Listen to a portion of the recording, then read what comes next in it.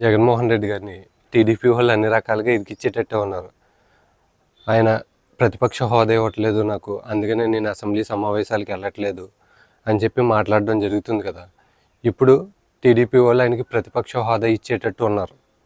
ఎందుకంటే నిన్న వంగలపూడి అనిత గారు ఒక ప్రెస్ మీట్లో మాట్లాడుతూ జగన్మోహన్ రెడ్డి గారు ప్రతిపక్ష హోదా ఇవ్వట్లేదని చెప్పి రావట్లేదు, మేము మైక్ ఇస్తానంటున్నాం, 20 మంది ఎమ్మెల్యేలు మాట్లాడారు నిన్న, ఆయన కూడా ఒక ఎమ్మెల్యేగా మాట్లాడే అవకాశం మేము ఖచ్చితంగా కల్పిస్తాం, ఆయన రమ్మంటే రావట్లేదు, ఒకవేళ మేము ప్రతిపక్ష హోదా ఇచ్చినా కానీ ఆయన రాడు, ఎందుకంటే డిప్యూటీ స్పీకర్గా రఘురామకృష్ణరాజు గారు ఎన్నికయ్యారు కాబట్టి ఆయన రారు అని చెప్పి ఆవిడ మాట్లాడడం జరుగుతుంది. అంతేకాదు బేభత్సమైన పంచులు కూడా వేశారు ఆయన మీద.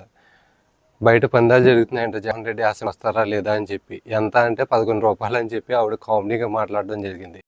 ఆయన అయితే అసెంబ్లీకి రాడు అని పందాలు కడుతున్నారు. ఎన్ని రూపాయలకో తెలుసా?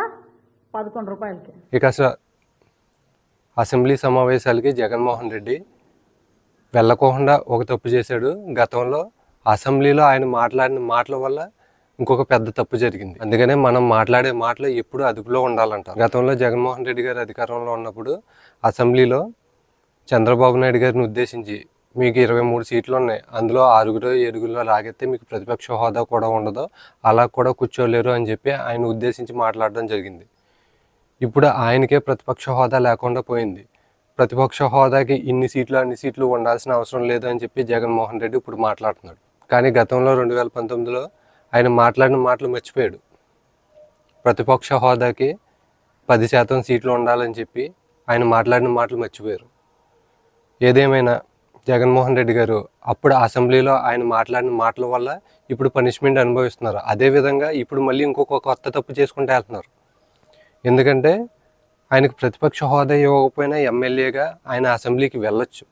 వెళ్ళిన తర్వాత అక్కడ వాళ్ళు ఏదన్నా అవమానించినా లేకపోతే అతనికి మైక్ ఎవరు అని చెప్పి ఆయన మాట్లాడుతున్నారు కదా, ఆ మైక్ ఇవ్వకపోయినా ఇది నా పరిస్థితి, అక్కడికి వెళ్ళినా ఎటువంటి ఉపయోగం లేదు, వాళ్ళని అసెంబ్లీలో ఎవరు క్వశ్చన్లు అడిగే స్థితిలో ఎవరు ఉండకూడదని చెప్పి వాళ్ళ ప్రవర్తన ఉంది అని చెప్పి ఆయన బయటకు వచ్చి మాట్లాడి ఆ తర్వాత నేను అసెంబ్లీకి వెళ్ళటం జరగదు, ఇక నుంచి మళ్ళీ నేను అధికారంలోకి వస్తేనే అసెంబ్లీకి వెళ్తాను అని మాట్లాడితే కనుక బాగుండేది. ఆ తర్వాత ఆయన ప్రెస్ మీట్లు పెట్టుకుని మాట్లాడతారో లేకపోతే ఇంకోటి పెట్టుకుని మాట్లాడతారో ఏదైనా చేసుకోవచ్చు. కానీ డైరెక్ట్గా ప్రతిపక్ష హోదా ఇవ్వలేదు, నాకు మైక్ ఎవరో అని చెప్పి ఆయన ఊహించుకుండి వెళ్ళడం మానేయటం ఎంతవరకు కరెక్టో. టీడీపీ వాళ్ళు చెప్తున్నారు మీకు మైక్ ఇస్తాం, మీరు రండి అంటున్నారు. ఇంకేంటి, అనిత గారు చెప్పారు కదా ఎమ్మెల్యేలకి మైక్ ఇవ్వడం జరుగుతుంది అని చెప్పి. ఆవిడ చెప్పిన తర్వాత మైక్ ఇవ్వకపోతే కనుక టీడీపీ వాళ్ళదే తప్పు అవుతుంది. ఆవిడ చెప్పిన తర్వాత ఈయన వెళ్ళకపోతే కనుక ఈయనదే తప్పు అవుతుంది. జగన్మోహన్ రెడ్డి గారు 2019 అసెంబ్లీలో ఆయన మాట్లాడిన మాటల వల్ల ఇప్పుడు వాళ్ళు క్వశ్చన్ చేయడం జరుగుతుంది. మళ్ళీ ఇప్పుడు ఈయన అసెంబ్లీకి వెళ్ళకుండా వాళ్ళు రమ్మన్న పిచ్చి ప్రెస్ మీట్లు పెట్టుకుంటున్నాడు. ఏం ఉపయోగం? ఎమ్మెల్యేగా గెలిపించారు కదా ఆయన నియోజకవర్గ ప్రజలు. మోహన్ రెడ్డి గారిని గెలిపించిన ప్రజల్ని ఎంత మేర గౌరవిస్తున్నారో అనే విషయం ఆయన అసెంబ్లీకి వెళ్ళడం ద్వారానే తెలుస్తుంది.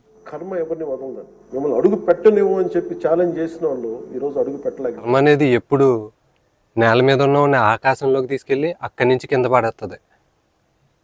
2019లో 151 సీట్లకి తీసుకెళ్ళింది, అక్కడి నుంచి కిందకి 11 సీట్లకి పాడేసింది.